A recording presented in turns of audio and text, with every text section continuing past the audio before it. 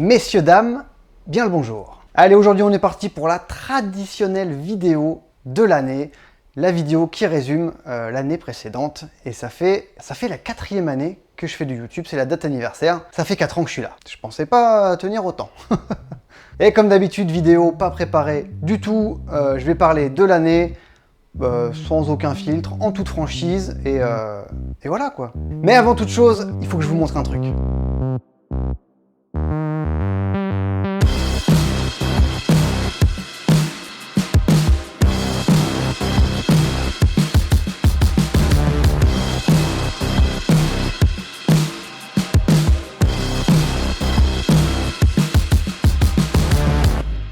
Putain, 100 000 abonnés. J'ai passé 100 000 abonnés. J'y crois même pas, quoi.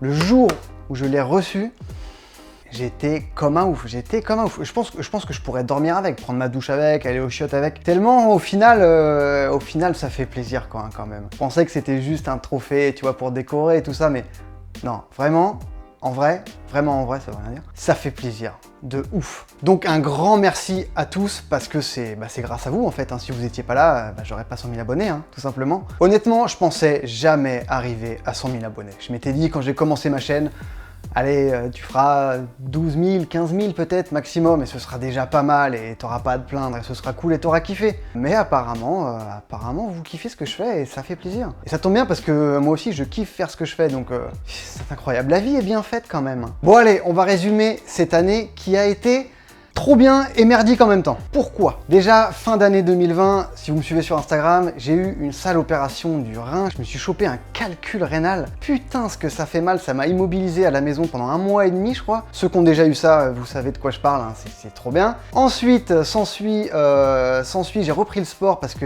voilà, après plus d'1 mois et demi, même 3 mois sans faire de sport, j'avais un peu pris quelques kilos. Donc je me suis relancé dans le sport à donf, déchirure musculaire du mollet. Youpi. Mois de juin, qu'est-ce que je fais? Bim, je m'éclate la cheville en montagne. Là-dessus, tu rajoutes des petits problèmes qui ne vous regardent pas, mais des petits problèmes familiaux qui font bien plaisir. Et ça donne une année merdique. Mais en contrepartie, j'ai passé les 100 000 abonnés, j'ai reçu mon trophée, j'ai eu des vidéos qui ont eu un très bon accueil, donc ça fait vraiment plaisir. Que des retours positifs sur mes vidéos, j'ai plus de psychopathes qui se perdent en me disant ce qu'il faut que je fasse et ce qu'il faut que je ne fasse pas, ou en insultant le peuple japonais et le peuple asiatique en général. Et ça, c'est cool qu'ils soient plus là, eux. Donc voilà, une année mitigée, mais tout ne peut pas être rose dans la vie, hein. Des fois il y a des hauts, des fois il y a des bas. Et comme on dit, life is life, nanana. C'est pas plutôt life is the beach qu'on dit? C'est un truc comme ça. Bref, tout ça a fait que je n'ai pas du tout été productif cette année sur YouTube, mais alors pas du tout. Je sais pas combien j'ai sorti de vidéos en 2021, mais à mon avis, si on arrive au nombre de 10, ce sera déjà pas mal. Je vous mets le chiffre pour que vous rigoliez. Ouais, parce que normalement, un youtubeur, ça sort une vidéo par semaine, allez, une vidéo tous les 15 jours. Et moi, ça dépend des mois en fait. Il y a des fois, je vous poste rien pendant 2 mois, et des fois, j'en poste 2-3 à la suite. Je suis pas ce qu'on peut appeler un youtubeur régulier. Au moins, ce qui est cool, c'est que ça vous laisse le temps de faire les recettes que je vous propose. Voilà, entre chaque recette, vous avez 2 mois pour la faire. C'est cool, non? Un truc qui a beaucoup changé cette année, je vous en avais déjà parlé dans la précédente vidéo, c'est les partenariats. Depuis donc l'année dernière, je reçois beaucoup de demandes de partenariats pour tout et n'importe quoi, surtout n'importe quoi. Et en général, comme je vous disais l'année dernière, j'envoie chier tout le monde ou tout simplement je ne réponds pas. Parce que c'est de la merde en général. Voilà, cette année par exemple, j'aurais pu vous faire des vidéos avec en sponsor des trottinettes chinoises. Que tous ceux qui en ont rien à foutre lèvent la main, moi je lève la main, je m'en fous complet. Trottinette électrique, je m'en carre l'oignon comme on dit. Je vous passe bien entendu toutes les marques de couteaux qui m'envoient des mails chaque semaine, hein. Des fois c'est des couteaux de cuisine assez cool, des fois c'est des trucs qui ont vraiment aucun rapport. Des fois ce que je fais, c'est que je leur propose, parce que bien entendu, maintenant que je paye dans le game, mes partenariats sont rémunérés, hein, bien entendu, j'en ai fait plusieurs cette année, vous l'avez vu. Et du coup, quand une marque qui ne m'intéresse, mais alors vraiment pas du tout, les marques de couteaux à la con là, quand elle me propose un partenariat, j'envoie les chiffres et je gonfle bien comme il faut. Alors sûrement qu'un jour, il y en a un qui va me dire ouais, ok, je te paye cette somme-là. Et je serai forcé de faire une vidéo sur un couteau qui ne me plaît pas. Ce sera pas très grave, ce sera une petite intro de vidéo pour un couteau. Quand vous voyez ça, vous savez que je vais prendre du pognon et vous serez content pour moi parce que ça fait marcher la chaîne, hein. Quand même. Donc comme je vous disais, vous avez vu, cette année, beaucoup de partenariats, enfin un petit peu de partenariats, beaucoup qui vont venir. J'ai la chance en fait, je sais pas si c'est une chance, mais de toujours travailler à côté de YouTube, je suis toujours cuisinier, ce qui fait que YouTube n'est pas ma source de revenus principale. J'aimerais bien qu'elle le devienne. Un jour, ce sera le cas. Et du coup, c'est ce qui me permet en fait de choisir mes partenariats. Parce que, comme disait mon oncle Ben, à grand pouvoir, grande responsabilité. Et j'ai pas envie de faire des partenariats avec des produits qui puent du cul, j'ai pas envie de vous vendre tout et n'importe quoi, juste parce qu'on me file du pognon. Vous allez voir, ça a son importance pour la suite. Parce que voilà, j'estime que je vous propose des recettes de cuisine japonaise. J'essaie de vous proposer en général de faire des produits de qualité. Je vous ai fait des partenariats par exemple avec Kinase, Kinase produits de qualité. J'ai d'autres partenariats qui vont arriver, ce sera toujours des produits de qualité. Et donc j'aimerais faire des partenariats avec des produits qui valent le coup d'être promus. Parce que quitte à vous vendre un truc, j'ai pas envie de vous vendre de la merde, voilà, tout simplement. Je veux vous vendre des produits où quand tu l'achètes, quand tu le reçois chez toi, tu te dis « Ouais, putain, ça valait le coup. » Parce que c'est bon, ou parce qu'il y a une éthique derrière, parce que c'est bio, parce que c'est made in France, ou je sais pas, ou c'est juste un petit artisan. Voilà, je veux pas faire de la pub pour genre Amazon, par exemple. Non, vous en foutez, je m'en fous, ça m'intéresse pas. Et du coup, voilà, donc je cible mes partenariats, et je sais plus ce que je voulais dire. Et j'ai des partenariats qui vont arriver là d'ici peu, là avant la fin d'année ou début d'année. Et c'est pareil, j'ai ciblé, c'est-à-dire j'ai choisi les produits de qualité. Alors ce que je vais faire maintenant pour les partenariats, quand je le pourrai, au lieu que les gens m'envoient genre un produit, que je le teste à la maison, que je vous fasse des petits plans à l'américaine sur ma table basse, des trucs comme ça, je vais essayer au maximum d'aller chez les gens. D'aller par exemple dans les usines, chez les artisans, dans les restos, dans les petits magasins, là où en fait les partenariats m'ont amené quoi. Parce que du coup je me dis que tant qu'à faire un partenariat, si en plus je peux vous montrer quelque chose, vous apprendre quelque chose par exemple sur comment est fait tel ou tel produit, sur une manière de faire, sur un lieu ou quoi que ce soit, je me dis que ça peut être super intéressant pour vous, voilà, parce que tu regardes une vidéo mais t'apprends quand même un truc, tu vois autre chose que mon chez moi, et puis moi ça me fait kiffer parce que ça me fait bouger de chez moi, parce que c'est vrai que YouTube, ça se passe chez moi non-stop, quoi. Je suis chez moi dans ma cuisine, et ça va pas plus loin, et ça me fait bien plaisir quand je bouge pour aller filmer d'autres choses, d'autres personnes.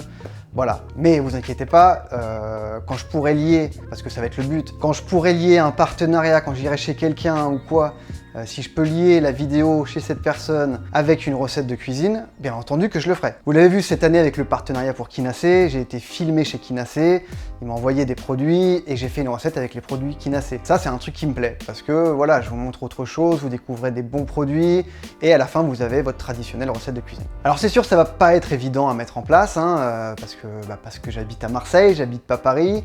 Il va falloir que je me bouge le cul à mon avis aux quatre coins de la France et peut-être même plus loin. Si je pouvais me bouger le cul au Japon, ce serait bien, hein. Donc les marques n'hésitez pas à m'inviter au Japon, je viendrai avec plaisir, promis. Et voilà, ça va être compliqué à mettre en place, mais ça va être kiffant pour moi. Je vous rappelle voilà, que je travaille toujours à côté, donc du coup, entre la vie de famille, le travail et les vidéos YouTube, c'est vrai que c'est compliqué de tout lier pour arriver à avoir une vie en fait quoi, hein, parce que je pense que je suis comme vous, quand je rentre du boulot, moi j'ai ma pause l'après-midi, entre mes deux services, quand je rentre du boulot j'aime bien me poser sur mon canapé, me faire un petit Battlefield ou chiller sur le net, ou peut-être même des fois faire la sieste, tu vois. Ouais, je deviens vieux. Compliqué de faire tout ça quoi. Mais cette année je me suis promis que je me bougeais le cul, putain j'ai 100 000 abonnés quand même, il va falloir que j'arrête de faire ma feignasse et de sortir une vidéo tous les 2 mois. Je sais pas ce que vous en pensez, mais dites-moi dans les commentaires ce que vous pensez de ça, quoi. Le fait que j'aille filmer chez les gens, pour des sociétés, chez des sociétés, dans des usines par exemple, qui fabriquent des ustensiles de cuisine, des produits de cuisine, je sais pas, un petit maraîcher, un reportage sur la cébette, on aime tellement la cébette, on pourrait faire un reportage d'1h30 sur la pousse de la cébette, je pense que ça pourrait être ultra intéressant, ouais. Et pour rester sur les partenariats, l'année dernière, je vous expliquais qu'avec ma vidéo sur les ramen, j'avais calculé à peu près que pour moi, 1 million de vues, ça représentait à peu près 1 200 €. C'est pas pour tout le monde pareil, ça dépend de l'engagement de tes abonnés, de la tranche d'âge de tes abonnés, pardon, tout ça. Mais moi, voilà, c'était ça, c'était à peu près 1 million de vues, 1 200 €. Et je vous disais, mais comment font les autres youtubeurs pour vivre? Parce que je ne comprends pas, ça paye pas en fait YouTube. À moins que tu fasses 1 million de vues à chaque vidéo toutes les semaines, par des Squeezie ça n'arrive pas, ou McFly et Carlito. Et en fait je me suis rendu compte, Et c'est tout con que, en fait, c'est les partenariats qui font vivre les chaînes YouTube. Enfin, les chaînes YouTube qui ont droit à des partenariats, parce que c'est vrai que si tu as 1500 abonnés, tu n'auras pas de partenariat payé, en fait, tu n'auras pas de partenariat rémunéré. Et du coup, voilà, maintenant que je touche au partenariat rémunéré, je peux vous le dire, c'est les partenariats qui font vivre les chaînes YouTube. Je ne vais pas vous donner les chiffres exacts parce que à chaque fois que je fais un partenariat, je signe un contrat de non-divulgation, blablabla, tout ça. Mais pour être tout à fait franc avec vous, quand je fais un partenariat avec une marque, à la fin il y a 3 zéros, ça vous donne un peu une idée de comment ça marche. Et donc du coup, par rapport à ces partenariats, qu'est-ce que j'ai dû faire? Parce que oui, en France, quand tu touches de l'argent, il faut que tu crées une société. Tu peux pas prendre la thune, la mettre dans ta poche et dire « Allez, c'est bon les gars, c'est pour moi, c'est cadeau, je m'éclate avec, je fais n'importe quoi. » Non, en France, il faut créer une société pour pouvoir toucher de l'argent, que ce soit de YouTube, des partenariats ou de quoi que ce soit. Dès que tu travailles, il faut que tu aies une société. Et donc du coup, j'ai créé ma société les gars. Et ouais, enfin. Alors ça a été la misère cette année, ça fait partie des galères de cette année. Ça a été la misère pour créer ma société, j'ai voulu la créer fin avril, après le confinement d'avril, parce que au mois d'avril, il y avait une semaine de confinement. Moi, j'ai tellement flippé qu'on soit encore enfermé 3 mois que je suis parti 3 semaines dans le Cantal. Voilà, mon travail était content. Bon, j'ai pas été payé, mais... Et donc du coup, après ce confinement, je suis revenu et je me suis dit, putain, mais non, il faut que je me bouge le cul. Comme beaucoup d'entre vous, je me suis dit, j'en ai marre de cette vie à la con où je me lève le matin, je vais taffer, je rentre chez moi, je me couche et je retourne le matin taffer. Non, c'est relou. Je vais monter ma boîte, je vais essayer de faire un arrangement avec mon travail pour que je puisse partir avec les honneurs. J'ai commencé à créer ma boîte, bim, je me suis trompé, je me suis inscrit à l'URSSAF au lieu de la Chambre du commerce et de l'industrie, donc ça n'a pas été fait. La démission avec mon travail, je vais pas trop m'étendre là-dessus parce que c'est compliqué avec eux, mais ça a été refusé. En gros, je travaille trop bien pour eux, ils veulent absolument me garder, ils m'aiment trop. Donc du coup, j'ai retardé dans la création de société parce que j'ai essayé de négocier avec eux tout ça. Donc du coup, tous mes partenariats qui devaient me payer sans société, sans numéro de SIRET, bim, ils peuvent pas me payer. Et ça a été la zermie. Et là, j'en ai eu plein le cul. Vendredi dernier, j'ai créé ma société. Donc voilà, je suis officiellement patron de moi-même. Et ça fait plaisir. Même si je suis encore employé, ça fait moins plaisir. Mais le but, clairement, à plus ou moins long terme, moi je vois plus du court terme, c'est de quitter mon travail et de faire du YouTube à temps plein. Et là, vous vous dites, mais tu es complètement fou, tu as à peine 100 000 abonnés. Mes vidéos ne font pas, ça dépend lesquelles, mais des fois je fais 10 000 vues, des fois j'en fais 40. Des fois j'en fais 1,5 million, bizarre. Niveau argent, c'est compliqué. C'est pour ça que ma société, quand je l'ai créée, j'ai dit que je faisais du YouTube, mais aussi vidéaste. Ce qui veut dire qu'en plus de YouTube, en fait, quand j'aurai quitté mon travail, je ferai aussi de la vidéo pour des sociétés. Ça n'aura aucun rapport avec YouTube, mais voilà, je ferai des vidéos par exemple pour, je sais pas, imaginons un petit magasin qui veut faire de la pub. Donc moi je viens, je filme chez lui, machin, je monte tout ça et ça lui permet de faire de la pub sur internet. Mais ça peut être un petit restaurant, comme ça peut être une petite entreprise, une plus grosse entreprise. Des mariages aussi, je vais me mettre à filmer des mariages. J'ai d'ailleurs commencé, j'en ai fait un fin août, c'était mon premier mariage que je filmais. C'est pas facile, hein, et puis c'est pas ce qu'il y a de plus intéressant. Après ça dépend des mariages aussi, ça dépend des gens. Mais voilà, en plus de YouTube, je veux faire ça à côté pour avoir une stabilité financière, parce que c'est pas que je cours après le pognon, hein, mais j'ai 2 enfants et tout simplement, je veux pas que mes enfants bouffent des pâtes ou soient privés de quelque chose, ou voilà. Tout ça parce que leur papa a décidé de devenir youtubeur et non, c'est absolument impossible. Je veux que mes enfants soient safe. Moi, je peux manger des pâtes toute la journée, je m'en fous, mais je veux que mes gosses, voilà, que ça se passe bien pour eux. Pour ça que je ferai les 2 activités. Après, le jour, si ça arrive, hein, où ça se passe très bien sur YouTube pour moi, bien sûr j'arrêterai l'autre et je ferai uniquement du YouTube, hein, parce que le but bien entendu pour moi c'est d'être youtubeur à temps plein, de vous sortir une vidéo par semaine, de ne faire que ça, tourner début de semaine, avoir la semaine pour monter, réfléchir à d'autres projets, taffer plus sur mes photos. Voilà, c'est tout un tas de choses, ça prend du temps hein, de faire toutes ces conneries. Et il y a plein de projets que je ne peux pas faire parce que j'ai un travail à côté. C'est ce qui fait que je vous sors des vidéos que très rarement, c'est parce que mon taf me prend beaucoup de temps. Et du coup, en étant youtubeur à plein temps, il y a plein de projets que j'ai dans la tête depuis des années que je pourrais enfin mettre en place. Et je pense que ça vous fera kiffer et surtout, ça me fera kiffer. Parce que le but de ma chaîne, c'est que je kiffe, clairement. C'est de vous faire kiffer aussi. Mais voilà, moi je prends énormément de kiff à faire ce que je fais. Me faire chier à mettre des lampes pour faire des petits plans, quand je vous filme le plat à la fin de la vidéo, ça me fait kiffer. Prendre des photos de bouffe, ça me fait kiffer. Partir en montagne, faire des photos, alors ça n'a aucun rapport avec la chaîne, mais ça me fait kiffer. Voilà, ceux qui me suivent sur Instagram, d'ailleurs si vous le faites pas, allez me suivre sur Instagram, c'est très important. Ceux qui me suivent sur Insta, il y a plein de photos à la montagne, tout ça, parce que ça me fait kiffer la photo. Comme pas mal de youtubeurs en ce moment, je sais pas si vous avez vu un peu, tout le monde se met de plus en plus à la photo, Papsan, Shogana, Ichiban, Amin se met à la photo, Tavici Japon pareil se met à la photo, tout le monde se met à acheter des beaux boîtiers, des beaux objectifs, et parce que c'est kiffant la photo, c'est kiffant. D'ailleurs en parlant des plans à la montagne, ça fait 1 an ou 2 que je vous dis qu'on va faire un truc à la montagne, c'est pas possible. Faut que je vous fasse un épisode sur mes sorties en montagne en essayant d'inclure une partie sur la bouffe.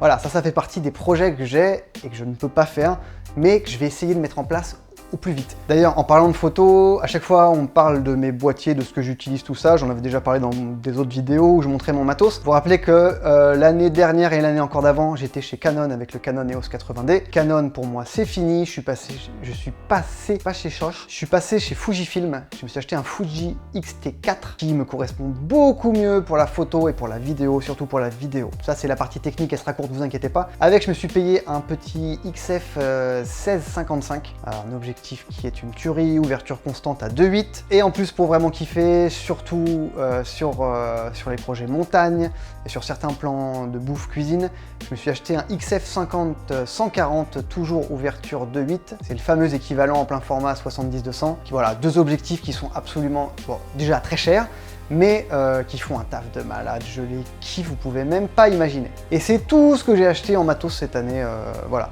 J'en ai marre d'acheter des merdes, j'en ai marre d'alimenter la machine Amazon et toutes ces conneries et machin.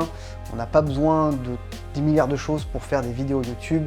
Éclairage, caméra, un micro quand même, et c'est tout. Au niveau des recettes japonaises, alors, je sais pas comment vous le dire. Non, je sais pas comment vous le dire. Même moi, je suis pas sûr du truc, tu vois. Donc ça fait 4 ans que je fais de la cuisine japonaise. Je kiffe toujours autant ça. J'ai fait, je sais pas combien de vidéos de recettes japonaises, peut-être une 50aine, peut-être un peu plus, je sais pas. J'ai plein de recettes japonaises que je n'ai pas faites, qu'on me demande tout le temps. Je pense à l'okonomiyaki, unadon, c'est de l'unagi de l'anguille. J'adore ce plat, j'ai envie de le faire. Il y a plein de plats que j'ai pas fait. Mais je me dis de plus en plus que, à part les énormes plats que vous connaissez, et refaire des plats, par exemple, les onigiri, j'ai fait 2 ou 3 recettes d'onigiri, je crois.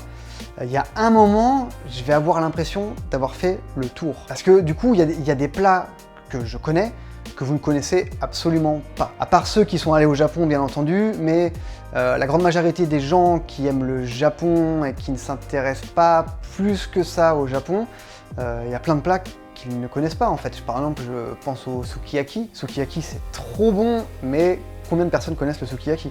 Même l'unadon, je suis pas sûr qu'il y ait beaucoup de gens, à part encore une fois ceux qui sont allés au Japon, mais je pense pas qu'il y ait beaucoup de gens qui savent ce que c'est. Et du coup, je me dis qu'à un moment, je vais quand même avoir fait le tour du truc, et j'aimerais ouvrir la chaîne à la cuisine en général, en fait, tout simplement. Alors, pas de panique, ça va pas se passer dans 2 semaines, 3 semaines, et surtout, je continuerai à faire des recettes japonaises. Mais ça fait quelques temps que je me dis, quand je mange des plats, par exemple, chez des potes, genre un resto, ou je vois des trucs sur le net, je me dis, putain, mais ça j'aimerais bien le faire en vidéo, quoi.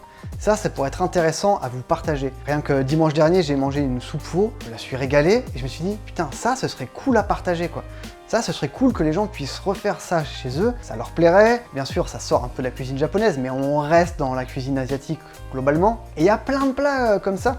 J'ai découvert un plat d'apéro cet été dans le Cantal. Je vous dis même pas ce que c'est, parce que je veux absolument vous le faire en vidéo. Un truc ultra simple pour l'apéro, donc que tout le monde aime, et je me la suis régalée. Et un truc surprenant, bah ça je peux pas vous le faire, hein, parce que si je vous propose ça sur une chaîne qui fait que de la cuisine japonaise, tout le monde va s'en foutre en fait. Donc voilà, dites-vous bien que à l'avenir, je sais pas quand, je vais commencer à inclure des recettes qui ne seront pas japonaises. Et ce qui donnera lieu à des voyages, bien entendu. Parce que du coup, faire de la cuisine japonaise, ça veut dire aller au Japon pour essayer de filmer des choses, de la cuisine japonaise, tout ça, la culture du thé, plein de choses, j'ai plein de projets en tête, mais il faut que j'aille au Japon. D'une part, ça coûte une blinde, et d'autre part, c'est loin, hein. Je peux pas y aller genre un week-end. Par contre, si j'ouvre ma cuisine à la cuisine du monde, Qu'est-ce qui m'empêche, comme je l'ai fait en 2019, d'aller passer 3 jours à Stockholm? Qu'est-ce qui m'empêche d'aller en Norvège? D'ailleurs, je vais y aller cette année. Je vais aller me faire un petit tour dans les îles Lofoten pour ceux qui connaissent, en plein hiver, pour voir les aurores boréales, bien sûr. Et voilà, qu'est-ce qui m'empêche d'aller partout dans l'Europe, peut-être même en Afrique du Nord, pour aller filmer des plats, ramener des recettes, tout ça. Ça pourrait être, je pense que ça pourrait être intéressant. Dites-moi ce que vous pensez du fait d'ouvrir la cuisine, ma cuisine, aux cuisines du monde en général. Hein. Alors c'est clair que ça peut être un gros changement, ça peut peut-être en faire flipper quelques-uns. Il y en a peut-être, je pense que je vais même perdre pas mal d'abonnés. Hein. Mais franchement, je pense que ça peut être intéressant. Et vous inquiétez pas, c'est pas parce que je change de style de cuisine que j'ai passé les 100 000 abonnés.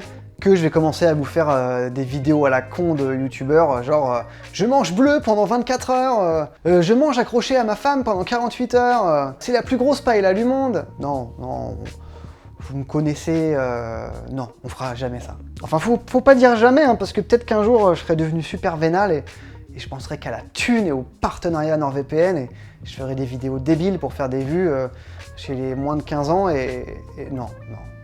Même pas. Bon bref, je pense avoir tout dit hein, sur cette année. J'ai pas oublié des choses peut-être, sûrement. C'est un des désavantages de ne rien préparer en termes de blabla. C'est que voilà, j'oublie sûrement des choses, mais c'est pas grave. J'espère que cette vidéo n'est pas trop longue et n'a pas été trop chiante. Il n'y a pas eu de truc très drôle dans cette vidéo. Hein. C'est pas le but, c'est juste de vous faire un bilan. Sur ce qui se passe, sur ce qui va se passer, sur ce qui s'est passé. Mais le truc à retenir, c'est que je vous remercie, mais vraiment, vraiment tous pour le soutien. Vous êtes une communauté en or, vraiment. Je kiffe recevoir vos photos sur Instagram. C'est pas genre un coup de pub pour dire venez sur mon compte Instagram. Je kiffe vraiment voir que des gens font les plats que je leur propose de faire. Franchement, voilà, je trouve ça trop cool de voir que je peux aider des gens à manger mieux. Ce sera, je pense, le fil rouge de la chaîne. C'est que les gens mangent mieux avec de meilleurs produits. Donc vraiment un grand merci à tous parce que voilà quoi, 100 000 abonnés, c'est fou, c'est complètement fou. Combien de chaînes se lancent dans l'aventure YouTube et n'arrivent jamais aux 100 000 abonnés ou même des fois n'arrivent pas très haut. Ce qui est dommage parce qu'il y a pas mal de chaînes qui mériteraient, je pense, d'aller plus loin. Je pense que les abonnés, ça encourage vraiment, le nombre d'abonnés, ça t'encourage vraiment en tant que créateur de contenu à être plus à l'aise, à se sentir plus rassuré sur le travail que tu fournis. Et je pense qu'il y a pas mal de petites chaînes qui, si elles avaient plus de soutien, pourraient décoller et proposer des choses vraiment, vraiment cool. D'ailleurs, j'avais dit que je ferais une vidéo sur les petites chaînes, je l'ai toujours pas faite. Il va falloir que je le fasse, un de ces quatre. Mais comme d'habitude, je dis des choses et j'ai pas le temps de les faire, tout simplement. Donc voilà, cette vidéo, j'espère, n'est pas trop longue. On va la clore comme ça. Merci à tous du fond du cœur. On se retrouve, j'espère, très vite pour une prochaine recette japonaise, une prochaine recette de cuisine, j'arrive plus à parler. Et en plus, j'ai mal à la gorge. Ouais, faut peut-être que j'arrête de fumer aussi. Et voilà, c'était tout. Allez, à bientôt. Des bisous.